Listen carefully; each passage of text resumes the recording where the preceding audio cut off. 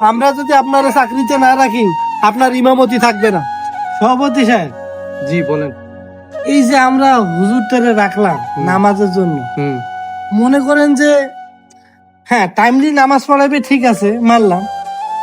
মনে করেন আমি 5টা মিনিট দেরি হয়েছে আসতে, আইসা শুক্রবারে নামাজটা পাইলাম না, আপনি বলেন কেমনটা লাগে? 5টা মিনিট আমার জন্য অপেক্ষা করতে পারতো না? আরে সেক্রেটারি সাহেব, এটা তো আমারও দুঃখ। আমিও তো এই সমস্যা লাগিয়ে যে নামাজ পড়তে পারি, জুমার নামাজটা। আপনিও নামাজ পড়তে পারেন না আজকে? কইতে সে আমাদের জন্য 5টা মিনিট ওয়েট করবো না? সভাপতি সাহেব শোনেন, আমি এক কথা বলি, আমরা যেহেতু এই হুজুরে রাখছি, আমাদের জন্য যদি সে 5টা মিনিট অপেক্ষা না করে, এখন মসজিদ থেকে বাইর হবে। আল্লাহ اللهم اني اسالك بفضلك এটা টালা তো নামাজ দিয়ে ভাই সুবহানাল্লাহ ওয়া বিহামদিহি সুবহানাল্লাহিল আলিয়্যিল আযীম।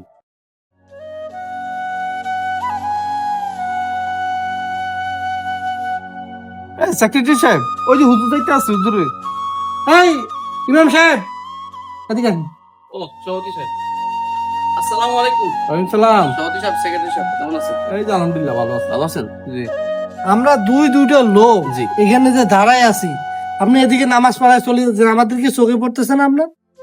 সভাপতি সাহেব, সেক্রেটারি সাহেব শোনেন, আমি খেয়াল করি না, আমি মসজিদ থেকে বের হয়েছি, আমি যাইতেছিলাম তো আপনি ডাক দিয়েছেন, আমি খেয়াল করছি, আসছি।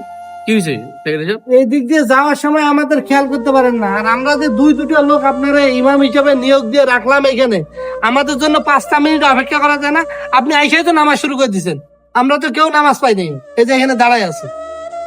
তাহলে আপনাদের রাইখে আমার কি হয়েছে? আমাদের আমার রায়কে আমি কি কোনো কিছুতে ভুল করছি? ভুল করেন নাই আপনি। কি ভুল করছি? উনি একজন সভাপতি মসজিদের, জি। আমি একজন সেক্রেটারি। আলহামদুলিল্লাহ, আল্লাহ আপনাদের আপনাকে যোগ্যতা ছাড়া- দান দিয়েছে। হ্যাঁ, আমাদের দুইজনের ছাড়া আপনি নামাজ পড়ান কিভাবে? 5 মিনিট আমাদের জন্য অপেক্ষা করা যায় না? আমি তো বুঝতেই পারতাছি না রে ভাই, আমার ভুলটা কোথায়? ভাই আপনার ভুল হলো যে আপনি তো ইমামের ওইখানে দাঁড়ায় দেখবেন যে সভাপতি আর সেক্রেটারি মসজিদে ঢুকছে কিনা। ঠিক।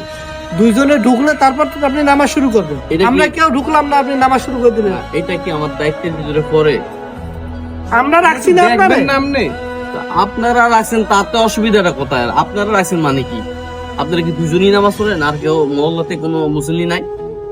থাকলো আমি আছি মসজিদের সেক্রেটারি, উনি তাতে হচ্ছে কি হয়েছে ভাই? সভাপতি। আপনার জন্য কি আমাদের নিয়ম কানুন একটা চেঞ্জ ক্ষমতা- হবে নাকি? আমাদের কিসের একটা আমার ক্ষমতা ক্ষমতা? আছে না? ক্ষমতা আছে আল্লাহ। আপনার কিসের ক্ষমতা? আমি তো বুঝলাম না। আপনারে কইছে সেক্রেটারি সাহেব, আমি খুব আসলে আমার সভাপতি সেক্রেটারি সাহেব মনে কষ্ট নিয়েন না। আপনারা কি মনে করতেছেন জানেন, যে মসজিদ এটা হচ্ছে আপনাদের বাপদাদার সম্পদ। বিষয়টা কিন্তু এরকম না, ঠিক আছে? এটা হচ্ছে আল্লাহর ঘর। সময় নির্ধারিত আছে, নির্ধারিত করে রাখছেন আপনারাই, রাখছেন কিনা? রাখছি। তো আমি সময় অনুযায়ী নামাজ পড়বো, তাহলে এখানে আমার সাথে এইভাবে এত খারাপ বিহেভ করা। এইটা কি কথা বললেন আপনি? মসজিদটা কি আমাদের অর্থায়ন আমরা করছি না? ইমাম সাহেব, এটা আপনি কি কথা বললেন? এইটার অর্থায়ন কি আমরা দেইনি? আমাদের টাকায় এই মসজিদ হয় না? না, এটা আপনাদের টাকা হয়নি, এটা দোষের টাকা দিচ্ছে। আপনি কি কথা বলেন? আমরা সেক্রেটারি সভাপতি যদি না বানাইতে হবে এই মসজিদ, তাহলে কি আপনি এই ইমামতি করতে পারতেন? আপনাদেরকে সেক্রেটারি সভাপতি কে বানিয়েছে? কে আমরা মসজিদ। মসজিদে টাকা দিছি এই জন্য? ঠিক আছে, মসজিদের যে মুসল্লি তারা আপনাদেরকে সম্মান করে সভাপতি সেক্রেটারি দায়িত্বটা দিছে, কিন্তু আপনাদের এখন ক্ষমতার অপব্যবহার করতেছেন। শোনেন, মসজিদ মাদ্রাসা এগুলো কিন্তু আগুন। আল্লাহ তাআলা এগুলাকে দিয়ে মানুষের সম্মানিত বানায়, আবার রাস্তা হালে বিদ্যুতীয় করে। সুতরাং কথাবার্তা বলার আগে সাবধান, ভাববেন কার সাথে কথা বলতেছেন। এই মসজিদের আমি ইমাম, মানে একজন মন্ত্রী। আপনারা আমার সাথে এভাবে কথা বলেন, আপনাদের সাহস তো কম না? আমরা যদি আপনারা চাকরিতে না রাখি, আপনার ইমামতি থাকবে না। সভাপতি সাহেব, সেক্রেটারি সাহেব, আপনারা আজকে যে বিহেভিয়ারটা আমার সাথে করলেন, আমি এটা মেনে নিতে পারলাম না।